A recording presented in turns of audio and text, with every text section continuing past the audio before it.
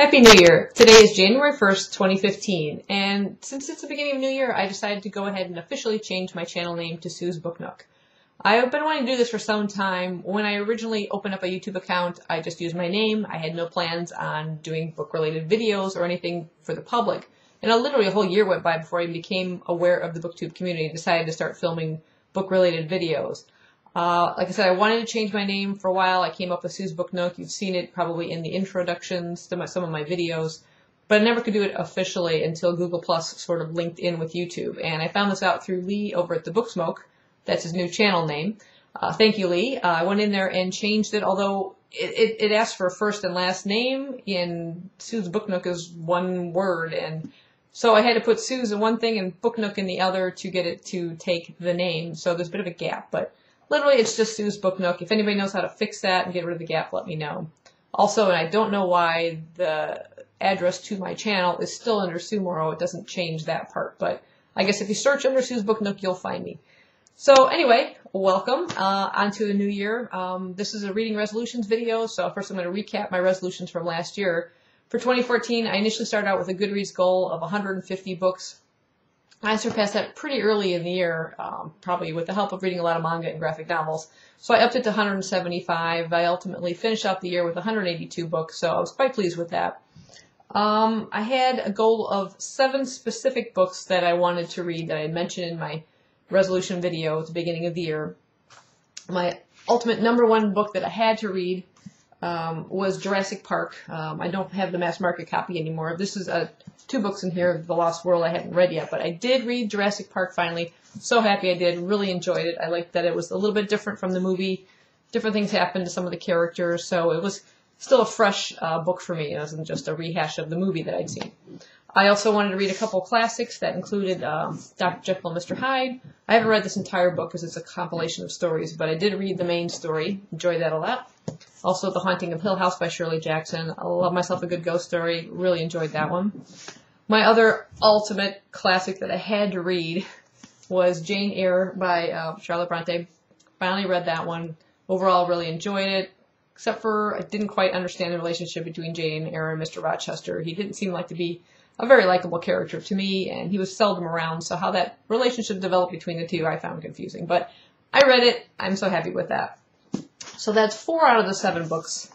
On to the 5th book I'm actually currently in the middle of. I haven't quite finished, although I anticipate finishing within the next couple of days. That's Scarlett Thomas's The End of Mr. Y. So I got about 100 pages left in it. I'm really, really enjoying that one. The 2 that I failed to read or even start was The Book Thief by Markus Zusak. This is going on my immediate 2015 goal to read. And also S by J.J. Abrams and Doug Dorst. It's one of those weird formatted books that's got tons of stuff and inserts and things and writing in the margins, and it's one of those books that like scare me basically because it seems like it would be a difficult read. Trying to figure out which way to get through the format. Do you read the text first and then go back and read the footnotes, or do you kind of read everything together, page by page? I don't know, but didn't quite get to that. I plan on moving that up the list for 2015. Along that same lines of books is House of Leaves by Mark Z. Danielewski. I had just recently gotten a used copy of this, and again, it's another one with a weird format. Sometimes there's hardly any text on page. There's footnotes. There's backwards text. All sorts of weird things with this particular book, but it's kind of a scary book about a house. It's bigger on the inside, and again, I want to read at least S or this one. I want to tackle one of these challenging books this year. Another kind of book that I kind of want to add specific title to my list is The Gargoyle by Andrew Davidson. If you happen to follow Vivka over at One Book, One Review, this is one of her all-time favorite books, and she kind of got me into reading The End of Mr. Y. It's sort of an adventure buy. She's an adventurous reader. She'll sometimes judge a book just on its cover and maybe the first page or so she'll read into it and decide based on that to read a book rather than read the synopsis, which, as you know, sometimes gives away too much information. So based on how well this one's turning out so far, I managed to find a copy of this one, and this is unfortunately been sitting on my shelf a little too long now too, and I want to move that up and get to this in 2015. For my Goodreads goal, I've gone ahead and just challenged myself. I'm going to start out at 180 books. Gonna have to really push myself to reach that. I mean, I think I just tweaked it, just made it this year. So we'll see how it goes. But I'm just gonna set a goal. If I don't make it, I don't make it. It's, you know, no big deal, but it's just something to strive for. In addition to some of these goals, I also, again, want to read more classics. I have recently begun collecting the Penguin English Library editions. I got quite a stack here that I've just gotten in this year. Top of my list would be Great Expectations by Charles Dickens. And there's a character in there that appears in the Jasper Fforde series, The Heir of Error, along with Jane Eyre. That's one of the reasons I wanted to read Jane Eyre. So there's Havisham's in here, and because of that, I want to find out more about her character from Great Expectations. Also, a classic that's literally been sitting on my shelf for more than 10 years probably, is The Plague by Albert Camus. I've had this, like I said, forever. I'm just intrigued by it. It's probably the most boring cover I've ever seen in my life. It's just a Modern Library College edition. But I want to add this one, so that's going to be another one of those titles that I want to read in the coming year. I also want to reduce my TBR. I think everybody says this all the time. I need to reduce my TBR. I have over 200 books. I haven't done a physical count, but I've done a partial count just in this room alone, and I'm at least at 100. And I know I've got a whole bookcase and a half downstairs. So it's well over 200 books that are on my TBR, and that's just absurd. It's ridiculous.